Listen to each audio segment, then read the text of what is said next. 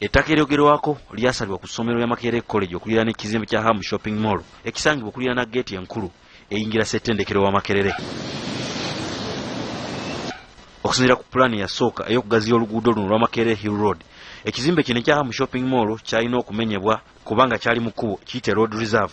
Wabula KCCA n'ekyusa pulaani y'oluguudo luno n'erongezaayo kakkana ng'ettaka ery'essomero lya Makerere College ne Makerere University nga litwaliddwa okuyisamu oluguudo olwa Makerere Hill Road olwali lugaziyizibwa. Okusinziira ku bakulembeze mu ssettendekero wa Makerere abakuliddwa muwandiisi wa ssettendekero ono Charles Barugahale, ekitongole ekidukanya ekibuga ekya KCCA kyasasula Makerere obuwumbi 600 obwakanyizibwako mu ndagaano eyawaayo ettaka lino KCCA ezikozesa okuzimba geeti ya Makerere University ey'omulembe, okuddabiriza enguudo ez'omunda mu University, ssaako okuteeka amataala mu nguudo ez'omunda mu University, ssaako okuzimba bbugwe wa Makerere College ne Makerere University. Total is around 6 billion, but the director can give the correct figures worth of the infrastructure development that KCCA has done in Makerere, and they were commissioned by the outgoing executive director and the vice chancellor. Omubaka wa Butemba Pentagon Kamusime yeewunyiza engeri KCCA gye yasasulamu ensimbi ku lwa Hamisi Kigundu nnyini kizimbe kya Hamu Shopping Mall eyazimba ekizimbe kino mu kkubo. They approved the plan. That thing is constructed in the road reserve. So see, Kamuteo should pay us. They could not afford to demolish that because I think it is their creation. So they had to go and encroach on the public property that will benefit somebody from Changwanzi, from Kabare.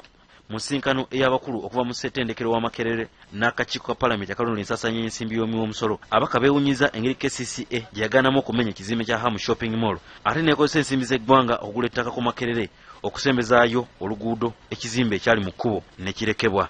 Ssentebe w'akakiiko kano Nathan Nandala Mafabi agambye nti KCCA okukozesa ensimbi y'omusolo okusasula Makerere okukyusa pulaani y'oluguudo kyali kikyamu era akakiiko okunoonyereza emivyo gino okutuusa nkazudde ekituufu. Kubanga omulimu gwa KCCA okukola enguudo zonna mu Kampala nga ze Makerere namwo mweziri. Mazima gennyini bandiwadde ba Makerere cash nga babasasula. Ate ssente zino ze basasula oyo yazimba mu kizimbe ono ezit Hamu yandisasudde kubanga yazimba mu kkubo era bamenye ekizimbe kye oba basasule bagule ki side eno.